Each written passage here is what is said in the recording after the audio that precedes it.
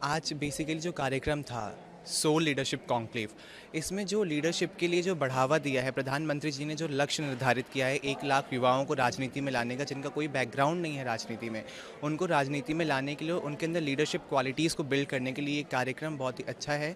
और साथ ही प्रधानमंत्री जी ने इस कार्यक्रम में आके सीधे सीधे कहा कि हमें युवाओं को राजनीति में उतारना है, जाकि वो जो देश की राजनीति में बढ़ चढ़ के हिस्सा लें और राजनीति को स्वच्छ बनाएं। चुनौतीपूर्ण तो है, लेकिन चुनौती कठिनाइयों से आगे बढ़ के ही जो चलता है वही जीतता है। तो ये जो सोल एक तरीके से जो कार्यक्रम करवाया है, इसीलिए करवाया गया है जाकि जो चुनौतियां आ रही हैं उसको कैसे फेस करके उसके आगे हम कैसे जाएं, उस चुनौतियों को कैसे पार करें।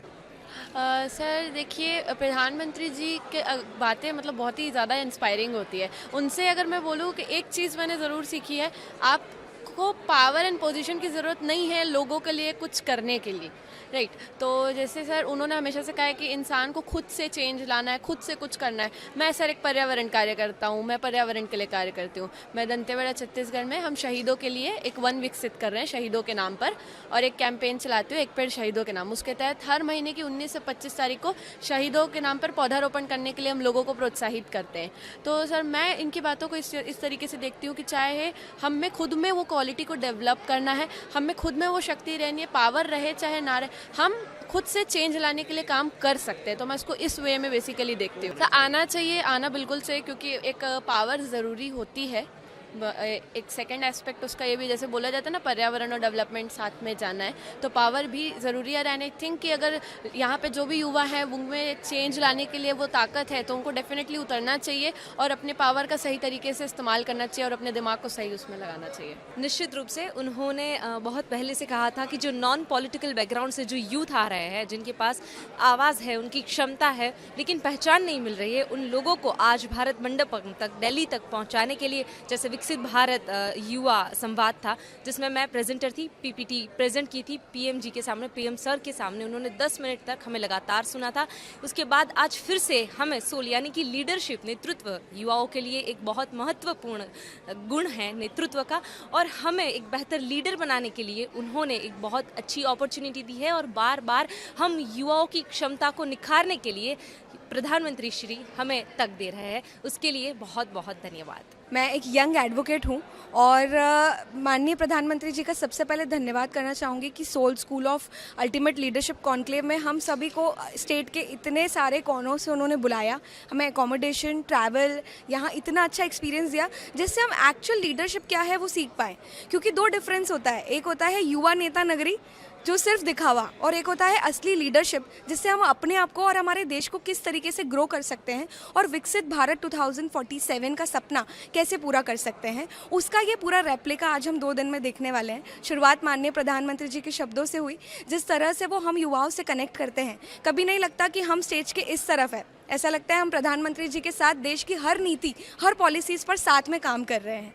सो thank you so much for giving us this opportunity and we are forever grateful to the ministry, to PMO and to everyone who has organised this. ये बहुत ही एक अच्छी प्रिविलेज है हमारे लिए कि हम युवा आके सोल लीडरशिप समिट में आज हमें आमंत्रित किया गया। 200 युवा आए थे इधर, जैसे कि हमें जानकारी मिली थी इधर। और ऐसे ही आई थिंक ये बस एक स्टार्टिंग है, जैसे कि स्कूल ऑफ अल्टीमेट लीडरशिप। तो लीडरशिप में हमें यंग लोगों को ज़्यादा लाना चाहिए, देन उनके साथ काम करना चाहिए, because we are developing a विकसित भारत, जो हमारा आइडिया है फॉर द ईयर 2047।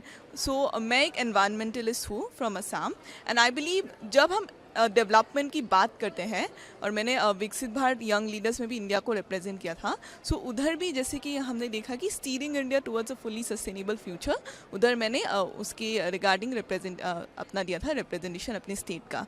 सो हम लोग जो देखते हैं कि एनवायरनमेंट काफ़ी पीछे छूट जाता है अक्सर, पर अभी जो प्राइम मिनिस्टर मोदी जी के जो नेतृत्व में जो अभी हम देख रहे हैं, सस्टेनेबिलिटी को सर काफ़ी आगे रख रहे हैं जो अभी हम देख रहे हैं। तो इसलिए हमें ट्राई करना चाहिए कि हम दोनों को इंटीग्रेट करके चलें, और भी ज़्यादा इंटीग्रेशन हो और भी ज़्यादा युवा निकल के आए ऐसे इवेंट्स के लिए, और भी ज़्यादा युवा आए। सो यही मैं बोलना चाहूँगी। हाँ, प्रधानमंत्री जी ने कहा था कि युवाओं को राजनीति में आना चाहिए और उन्होंने वो करके भी दिखाया। इमेजिन उन्होंने पूरे देश भर से युवा कलेक्ट किए, डिफरेंट डाइवर्सिटी से, डिफरेंट फील्ड से, और उनको एकत्रित किया, उनसे आइडियाज़ लिए। और आज भी जब हम लीडरशिप कॉन्क्लेव में प्रधानमंत्री जी से मिले, उन्होंने जो हमें बातें बताई नेतृत्व के बारे में बताया कि नेतृत्व ऐसा नहीं है कि एक ही फील्ड में होगा, वेरियस फील्ड्स भी हो सकते हैं आप किसी भी फील्ड में, लेकिन लीडरशिप इज़ इम्पॉर्टेंट। उन्होंने बताया कि ह्यूमन रिसोर्स कितना इम्पॉर्टेंट है। एक्चुअली अगर ये पॉसिबल है तो हाँ, मैं आना चाहूँगी। और सबसे इंटरेस्टिंग बात ये है कि विकसित भारत यंग लीडर डायलॉग में जो मेरा ट्रैक था वो विमेन एम्पावरमेंट ही था, तो विमेन एम्पावरमेंट से मैं थी।